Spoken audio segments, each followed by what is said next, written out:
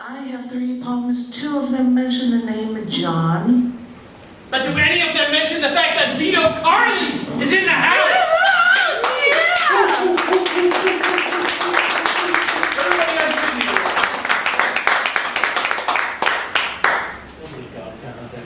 But my 2 John ones aren't about John that I know of, so. This first one, and for those who know me and who know that I was in a band, the guy's name that you will hear, Warren, is actually mentioned in here, just for those who know. This is called Sheri.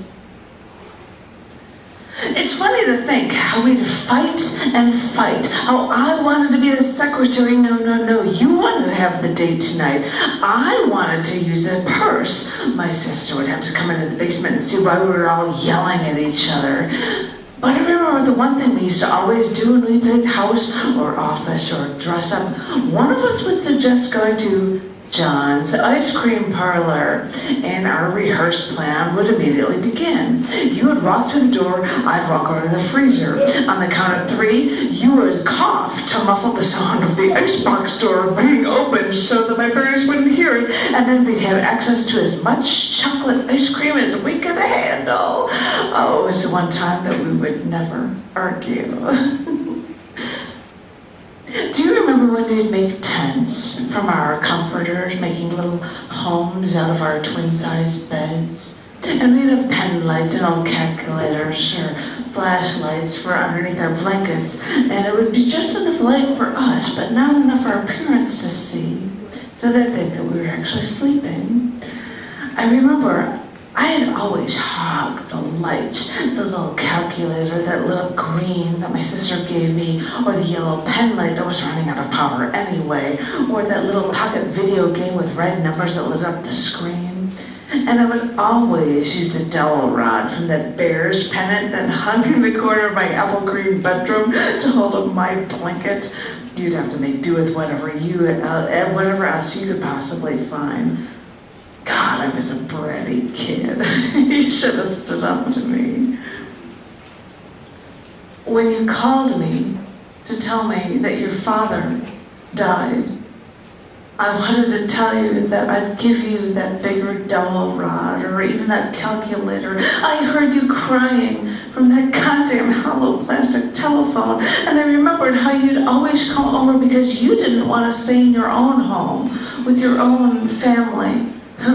As if my family was much better. But now you're crying for him back when all your life you ran from him. And I wanted to bring him back for you, but I couldn't, and I was far away, so I did what I do best. Got drunk at a local bar. I found some friends who happened to be there, and they consoled me for your loss, something I couldn't even do for you. For my best friend. I know I got aggravated when you got hysterical over your wedding plans, when you couldn't find the right hurricane lamp covers for the centerpieces, for the tables, for the reception. Maybe they'll have them at the warehouse, Janet. Why don't you come with me? You're always the one that does the talking. You always know what you're talking about. When you couldn't get all 300 chocolate guitars wrapped in tulle, then cellophane, then tied in gold foil with stars on it, then tied with the picks that you punched holes in, picks that say on them, Sheri and Warren. Janet, why are you the only person who showed up to help me? Why isn't anyone else here? Hey, I think you're cutting the tulle too big. None of those bridesmaids better get pregnant, you said, because the dresses wouldn't look right on them. And why is everyone complaining about 2-inch heels? And why isn't anyone interested in my wedding? I just want to tell you that I was interested in your wedding. Really. I was interested in the French door you got for the pantry in your new home. I wanted to make sure that the shine didn't come off the beads on that wedding dress that they sent to the cleaners. I wanted to see if that dress could fit me. Oh, probably not. You're so petite, and just think, you used to be taller than me when we were younger, playing Barbies on the pool table in the basement. I think I had a wedding dress for Barbie, the dream dress, and now I'll get to see that dress on you.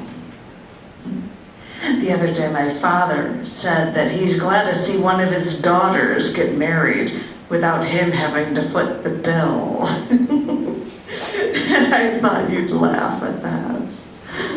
Well, maybe he won't have to foot the bill, but he'll still be losing a daughter, and we'll both be wiping the tears from our eyes.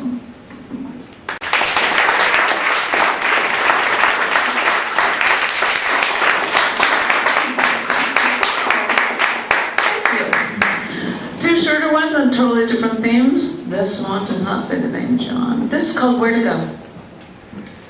It was almost sunset, and there was no one at the beach. She walked there just to see the sunset, just to be able to calm herself down. She had to get away, she thought. She couldn't take it anymore. His affair, her job, the kids' problems, her weight, the vacuuming and dusting. So she went to the beach. The waves gently lapped along the sandy shore, turning golden in color as the sun's rays darkened into a deeper and deeper red, into purple, into blue. A light breeze moved her hair like fingers running to the back of her head. An occasional seagull flew along the shore. There was no one in sight. She sat there, momentarily in peace. The breeze started to feel stronger and stronger, and she had to close her eyes from the burn of the wind and the sand. The sand ripped into her arms like tiny needles, piercing her skin. The waves grew higher and higher until they sounded like they were about to just land right on top of her. She finally opened her eyes. Her burning eyes saw that the waves were still only lapping at the shore. The sand had not moved. There was no breeze. She stood up. She couldn't take it anymore. She took off her shoes and sprinted away.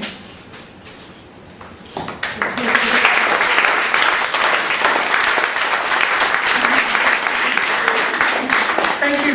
This is the other one, which is so not about the love of my life, John, but it happens to be called John. So this is a piece called John. On the other side of the room, I sense him through the cigarette smoke, the roar of conversation, and the dim lights. I look at his face, but I can no longer see John. I have dreamt and envisioned a godlike figure. I have imagined his sensitivity and his thoughtfulness. I have felt his hands caress my skin and his lips touch mine. He has held me 1,000 times, protecting me. I have rehearsed our moments together in my mind, the moments I have created. The candlelight dinners, the dancing, the loving, while never knowing him any more than glimpses of his face across a crowded room. The music blares as I look over my shoulder. Between the empty faces I see his image, laughing, smiling, talking with friends, and my eyes flare with envy. I wonder why he is not with me, but I know the face across the room is not John. It is a door to a dream that will never be.